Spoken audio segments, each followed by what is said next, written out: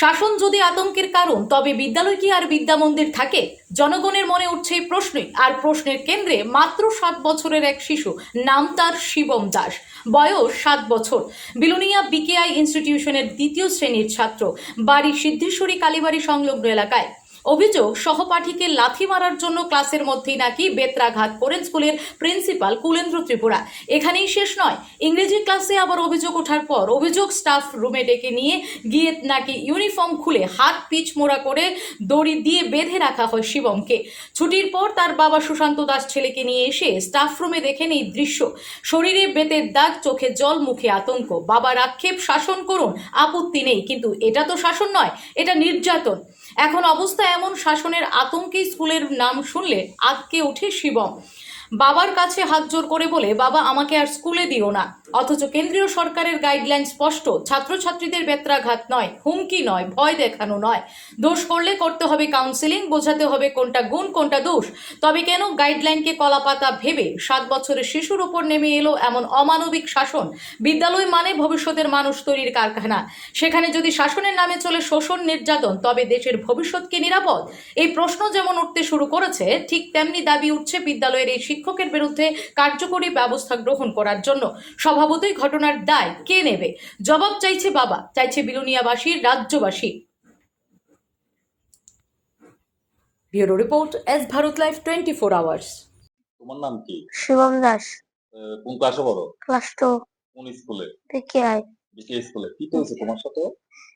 Headmaster আমাকে আমি একজনের আমার থাবর মেরেছে, ওকে আমি লাথি মেরেছি জন্য স্যার আমাকে নিয়ে এখানে কুকিং ক্লাসে নিয়ে মেরে এখন আমাকে বলেছে আর দুষ্টাইম করলে চামড়া উঠে ফেলবো। এবারে ক্লাসে গেছি, ইংলিশ ক্লাস করেছি। এবারে ক্লাসে কতক্ষণ বসেছি।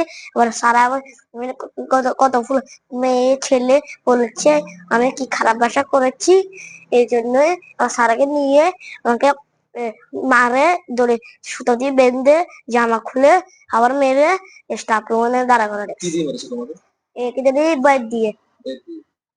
দুটো। আর কি করেছে? কোথায় মেরেছে? স্টাফ রুম মেরেছে?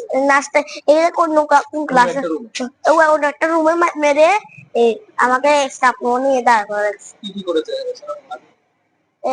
হাত বেঁধেছে, পরে মেরেছে, স্টাফ রুমে দাঁড়া করে রাখছে।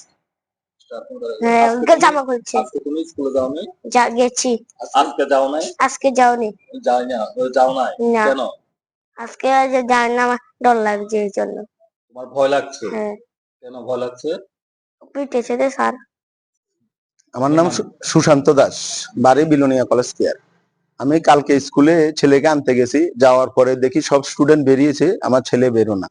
তখন স্টাফ রুমের দিকে গিয়ে দেখি ছেলের স্টাফ রুমে আটকে রাখছে। কেন? ছেলে কোন মেয়েকে থাবর দিয়েছিল, এই জন্য ও লাথি দিয়েছে মেয়েকে।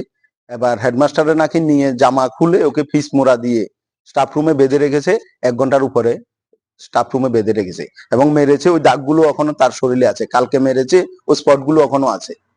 এই জন্য আমি, যেটা শাসন করা উচিত ঠিক আছে, কিন্তু এটা তো শোষণ হয়ে গেছে, এটা তো শাসন হয় নাই। এইটুকু মানবিকতা তো নেই। এইটুকু একটা বাচ্চারে, 7 বছরের একটা বাচ্চাকে এভাবে জামা খুলে তারপরে পিচমোড়া দিয়ে বেঁধে তারপরে মেরেছে।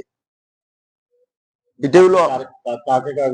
আমি কাউকে জানাই নাই, আমি কালকে স্যারকে জানাই এসেছিলাম। তো এবং কালকে রাত্রে ছেলে এত আতঙ্ক হয়েছে, এখন আমার কাছে মাপ চাইতে আছে এইভাবে, বাবা আমি এই স্কুলে যাব না, আমি এই স্কুলে যাব না, আমাকে স্যারে মারবে। আর কালকে ঘুমের ভিতর 2-3 বার লাফিয়ে উঠে আমাকে স্যার মারিয়েন না, আমাকে স্যার মারিয়েন না, আমাকে স্যার মারিয়েন না, ভয়ে এরকম আতঙ্ক হয়ে গেছে স্যার। ঘুমের ভিতরে বাচ্চা আতঙ্ক, লাফিয়ে উঠে। স্কুলে পড়ে? বিকেআই ক্লাস 2 তে।